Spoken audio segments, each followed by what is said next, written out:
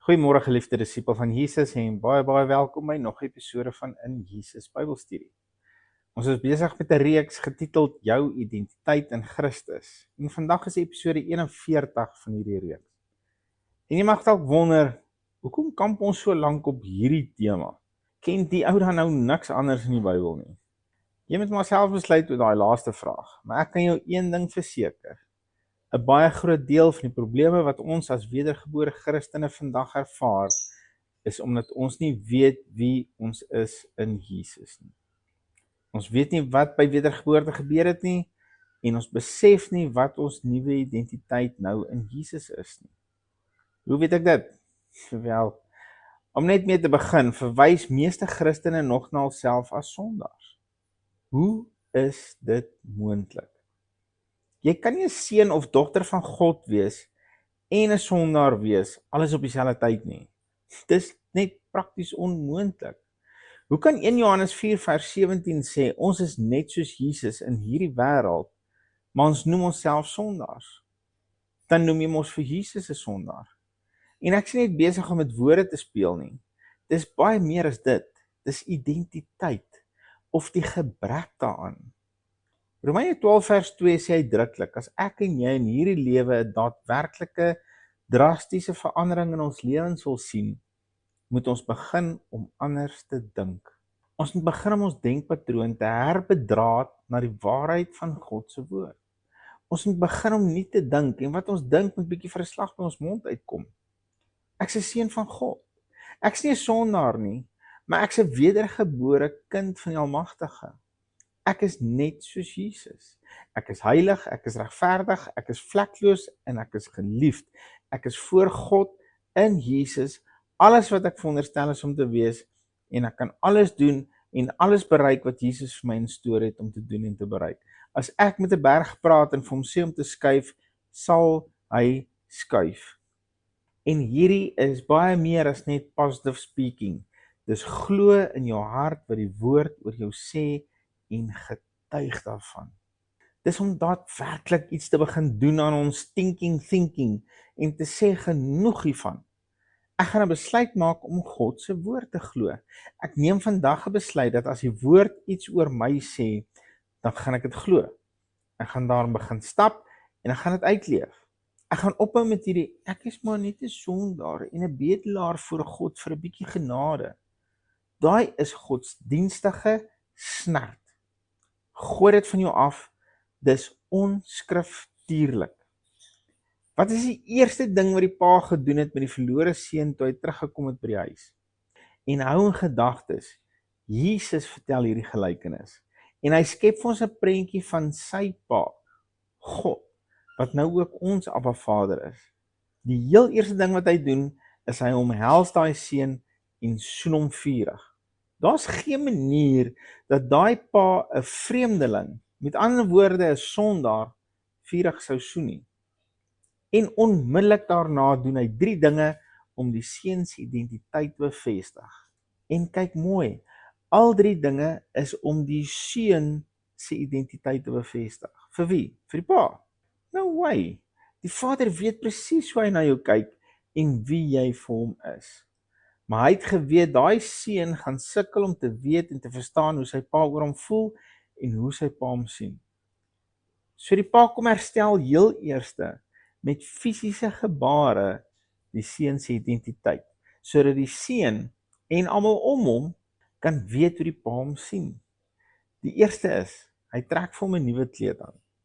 Die kleed van geregtigheid, sodat ek en jy kan weet, ons is geregverdig voor ons pa. Ek en jy dra nie meer die vuil klere van 'n sondaar nie.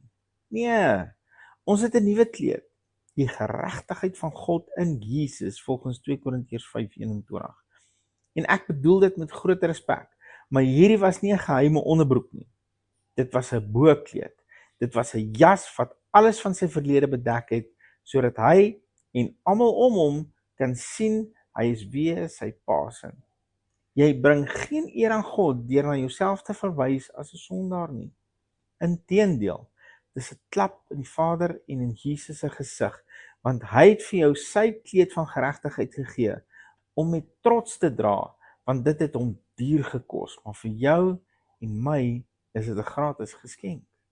Die tweede ding wat die Vader vir hom, maar ook vir jou en my gee, is 'n ring. Dit is ons teken dat ons die autoriteit van ons Pa dra. Weereens, 'n duidelike, sigbare, visuele teken van identiteit. Sy Pa se identiteit. Waar hy daai ring wys, sal mense reageer asof dit sy Pa is wat die ring dra. Hy hoef vir niks te bedel asof hy nog die seun is wat varke voer nie. Nee, dis nie verlede. Dis sy ou identiteit. Sy nuwe identiteit is, hy dra sy Pa se ring en kan met daai ring doen wat sy Pa sou kon doen. Identiteit. Die derde ding wat die Pa doen is om vir hom skoene aan te trek. Hoekom? Want net 'n slaaf loop kaalvoet. 'n Seun van die huis dra skoene. 'n Fisiese teken van identiteit. Ek wil myself herhaal, maar al drie hierdie tekens is nie vir die Pa sodat hy kan onthou wie is sy seuns en wie is die slawe nie. Nee.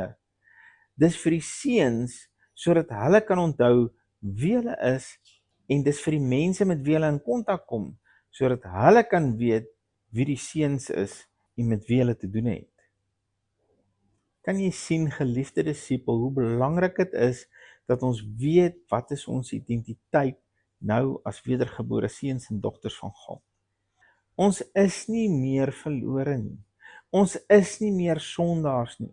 Ons is verseker nie meer buitestanders nie. Ons is seuns en dogters van God.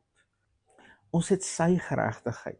Ons het sy autoriteit en ons sit aan sy tafel in sy huis. Ek weet nie hoe om sterk genoeg hierdie by jou aan te dring nie. Maar ek lees weer vir jou Romeine 12 vers 2. En word nie aan hierdie wêreld gelykvormig nie, maar word verander deur die vernuwing van julle gemoed, sodat julle kan beproef wat die goeie en welgevallige en volmaakte wil van God is. Verander jou gedagtes, begin sien, en begin dink en begin praat hoe Abba Vader jou sien. Dit wat hy in jou belê, die geskenk wat hy vir jou gegee het, begin dit uitleef.